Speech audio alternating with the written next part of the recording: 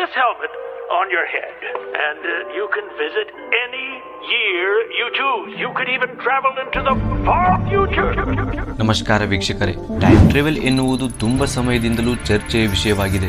ಈ time travel ಎಂಬ concept ನ ಮೇಲೆ ಹಲವು ಸಿನಿಮಾಗಳು ಕೂಡ ಬಿಡುಗಡೆಯಾಗಿವೆ. ಈ ಸಿನಿಮಾಗಳಲ್ಲಿ ಟೈಮ್ ಟ್ರಾವೆಲ್ ಎಂಬುದನ್ನು ತುಂಬಾನೇ ವಿಚಿತ್ರವಾಗಿ ತೋರಿಸಲಾಗಿದೆ. ಇವುಗಳನ್ನು ನೋಡಿದರೆ ನಿಜಕ್ಕೂ ಟೈಮ್ ಟ್ರಾವೆಲ್ ಮಾಡಬಹುದಾ ಎಂಬಂತ ಪ್ರಶ್ನೆಗಳು ಎಲ್ಲರ ಮನಸ್ಸಲ್ಲೂ ಬರುತ್ತವೆ. 1938ರಲ್ಲಿ ಒಂದು ವಿಡಿಯೋವನ್ನು ಶೂಟ್ ಮಾಡಲಾಗಿತ್ತು. ಈ ವಿಡಿಯೋದಲ್ಲಿ ಒಬ್ಬ ಮಹಿಳೆಯು ತನ್ನ ಕಿವಿಯ ಹತ್ತಿರ ಕೈಯಿಟ್ಟು ಯಾರ ಜೊತೆಯೋ ಫೋನ್ ನಲ್ಲಿ ಮಾತಾಡುತ್ತಿರುವಂತೆ ಕಾಣುತ್ತಿತ್ತು. ಆದರೆ ಆ ಸಮಯದಲ್ಲಿ ಸೆಲ್ ಫೋನ್ಗಳ ಆವಿಷ್ಕಾರವೇ ಆಗಿರಲಿಲ್ಲ. ಮೊದಲ ಸೆಲ್ ಫೋನ್ 1973ರಲ್ಲಿ ಆವಿಷ್ಕಾರವಾಗಿತ್ತು. ಈ ಘಟನೆಯಿಂದ ಹಲವು ಕಾನ್ಸ್ಪಿರಸಿ ಥಿಯರಿಸ್ಟ್ಗಳು ಈ ಮಹಿಳೆಯು ಭವಿಷ್ಯದಿಂದ ಬಂದಿರಬಹುದೆಂದು ಹೇಳುತ್ತಾರೆ. ಆದರೆ ಇದು ಎಷ್ಟರ ಮಟ್ಟಿಗೆ ನಿಜ ಮತ್ತು ಇದೇ ರೀತಿಯ ಕೆಲವು ಘಟನೆಗಳನ್ನು ನಾವು ಈ ವಿಡಿಯೋದಲ್ಲಿ ನೋಡೋಣ. ಅದಕ್ಕೆ ಈ ವಿಡಿಯೋವನ್ನು ಕೊನೆವರೆಗೂ ನೋಡಿ. Talking about time travel here. Either it's all a joke or none of it is. ಗೆಳೆಯರೇ, ಟೈಮ್ ಟ್ರಾವೆಲ್ ನ ಬಗ್ಗೆ ಸಣ್ಣ ಮಕ್ಕಳಿಂದ ಹಿಡಿದು ವಯಸ್ಸಾದವರು ಕೂಡ ಮಾತಾಡುತ್ತಾರೆ. ಹಲವು ಜನರು ಮುಂಬರುವ ದಿನಗಳಲ್ಲಿ ನಾವು ಭವಿಷ್ಯ ಅಥವಾ ಭೂತಕಾಲಕ್ಕೆ ಟೈಮ್ ಟ್ರಾವೆಲ್ ಮಾಡುವಂತ ದಿನ ಕೂಡ ಬರುತ್ತದೆ ಎಂದು ಹೇಳುತ್ತಾರೆ. ಇದೇ ರೀತಿಯ ಟೈಮ್ ಟ್ರಾವೆಲ್ ನ ಒಂದು ಘಟನೆ 1928ರಲ್ಲಿಯೂ ಕೂಡ ಕಂಡು ಬಂದಿತ್ತು. 19ನೇ ದಶಕದ ಪ್ರಾರಂಭದಲ್ಲಿ ಒಬ್ಬ ದೊಡ್ಡ ಕಾಮಿಡಿಯನ್ ಆದಂತ ಚಾರ್ಲಿ ಚಾಪ್ಲಿನ್ ಎಲ್ಲರಿಗೂ ಗೊತ್ತಿರಬಹುದು. ಆದರೆ ಚಾರ್ಲಿ ಚಾಪ್ಲಿನ್ ನೊಂದಿಗಿರುವ ಟೈಮ್ ಟ್ರಾವೆಲ್ ನ ಒಂದು ಘಟನೆ ನಿಮಗೆ ಗೊತ್ತಿರಲಿಕ್ಕಿಲ್ಲ. 2010ರಲ್ಲಿ ಜಾರ್ಜ್ ಕ್ಲಾರ್ಕ್ ಎಂಬ ಒಬ್ಬ film maker Chaplin time travel ಎಂಬ ಒಂದು ವಿಡಿಯೋವನ್ನು ಯೂಟ್ಯೂಬ್ ನಲ್ಲಿ ಪಬ್ಲಿಷ್ ಮಾಡಿದ್ದ. ಈ ವಿಡಿಯೋ ನೋಡ್ತಾ ಇದ್ದಂತೆ ತುಂಬಾ ವೈರಲ್ ಆಯ್ತು. ಏಕೆಂದರೆ ಈ ವಿಡಿಯೋದಲ್ಲಿ ಒಬ್ಬ ಮಹಿಳೆಯು ತನ್ನ ಕಿವಿಗೆ ಒಂದು ಫೋನ್ ನ ರೀತಿಯ ವಸ್ತುವನ್ನು ಹಿಡಿದು ಯಾರಿಗೋ ಮಾತಾಡುತ್ತಿರುವಂತೆ ಕಾಣುತ್ತಿತ್ತು. ಈ ವಿಡಿಯೋವನ್ನು ಝೂಮ್ ಮಾಡಿದರೂ ಕೂಡ ಅವಳ ಕೈಯಲ್ಲಿದ್ದು ಒಂದು ಫೋನ್ ನ ರೀತಿಯಲ್ಲಿ ಕಾಣಿಸುತ್ತಿತ್ತು.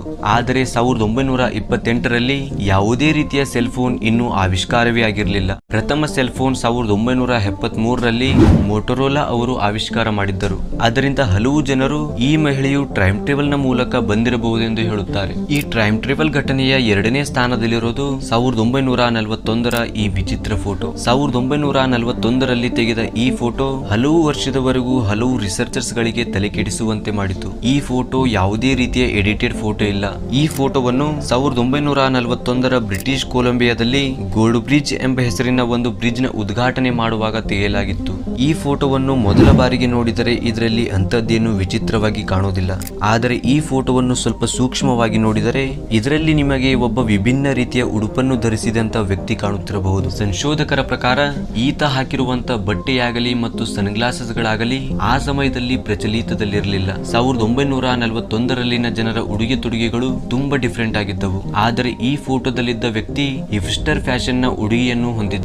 ಅದರಿಂದಲೂ ಇದನ್ನು ಒಂದು ಟೈಮ್ ಟ್ರಾವೆಲ್ ನ ಘಟನೆ ಎಂದು ಹೇಳಲಾಗುತ್ತದೆ. ಗೆಳೆಯರೇ, ಈ ಟೈಮ್ ಟ್ರಾವೆಲ್ ಘಟನೆಯ 3ನೇ ಸ್ಥಾನದಲ್ಲಿರುವ ಘಟನೆಯು ಈ ಎರಡಕ್ಕಿಂತಲೂ ತುಂಬಾ ವಿಭಿನ್ನವಾಗಿದೆ.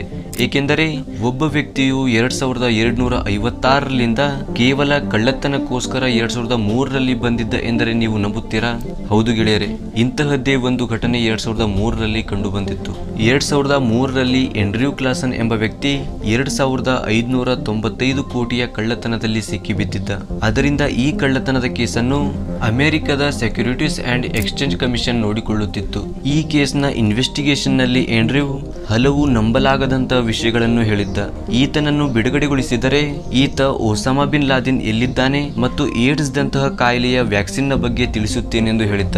ಆದರೆ ಆ ಆಫೀಸರ್ಸ್ ಗಳು ಈ ವಿಷಯವನ್ನು ಅಷ್ಟೊಂದು ಸೀರಿಯಸ್ ಆಗಿ ತೆಗೆದುಕೊಳ್ಳಲಿಲ್ಲ. ಆದರೆ ಕೆಲವು ದಿನಗಳ ನಂತರ ಇದೇ ರೀತಿಯ ಒಬ್ಬ ವ್ಯಕ್ತಿ ಬಂದು ಈತನನ್ನು ಬೇಲ್ ಕೊಡಿಸುತ್ತಾನೆ. ನಂತರ ಈ ಇಬ್ಬರು ಕೂಡ ಇದ್ದಕ್ಕಿದ್ದಂತೆ ಎಲ್ಲಿ ಹೋದರು ಎಂದು ಯಾರಿಗೂ ಗೊತ್ತಿಲ್ಲ. ನಂತರ ಈ ಇಬ್ಬರ ಬಗ್ಗೆಯೂ ಇನ್ವೆಸ್ಟಿಗೇಷನ್ ಮಾಡಲಾಯಿತು. ಆದರೆ ಈ ಇಬ್ಬರು ಯಾರು ಮತ್ತು ಎಲ್ಲಿಂದ ಬಂದಿದ್ದರು ಎಂಬ ಯಾವುದೇ ರೆಕಾರ್ಡ್ ಸಿಗಲಿಲ್ಲ. ಆದ್ದರಿಂದಲೂ ಈ ಘಟನೆಯನ್ನು ಟೈಮ್ ಟ್ರಾವೆಲ್ ಎಂದು ಹೇಳಲಾಗುತ್ತದೆ. ಇದೇ ತರಹದ ಹಲವಾರು ಘಟನೆಗಳು ಕಂಡು ಬಂದಿವೆ. ಆದರೆ ಇವೆಲ್ಲವೂ ನಿಜಕ್ಕೂ ಟೈಮ್ ಟ್ರಾವೆಲ್ ಘಟನೆಯಾಗಿವೆ ಎಂದು ಸಾಬೀತುಪಡಿಸಲು ಸಾಧ್ಯವಾಗಲಿಲ್ಲ. ಅಷ್ಟಕ್ಕೂ ಟೈಮ್ ಟ್ರಾವೆಲ್ ನ ಬಗ್ಗೆ ನಿಮ್ಮ ಅಭಿಪ್ರಾಯವೇನೆಂದು ಕಮೆಂಟ್ ಮಾಡೋದನ್ನ ಮರಿಬೇಡಿ. ಐ ಹೋಪ್ ಈ ವಿಡಿಯೋ ನಿಮಗೆ ಇಷ್ಟವಾಗಿರಬಹುದು. ಇಷ್ಟವಾದರೆ ಲೈಕ್ ಮತ್ತು ಸಬ್ಸ್ಕ್ರೈಬ್ ಮಾಡೋದನ್ನ ಮರಿಬೇಡಿ.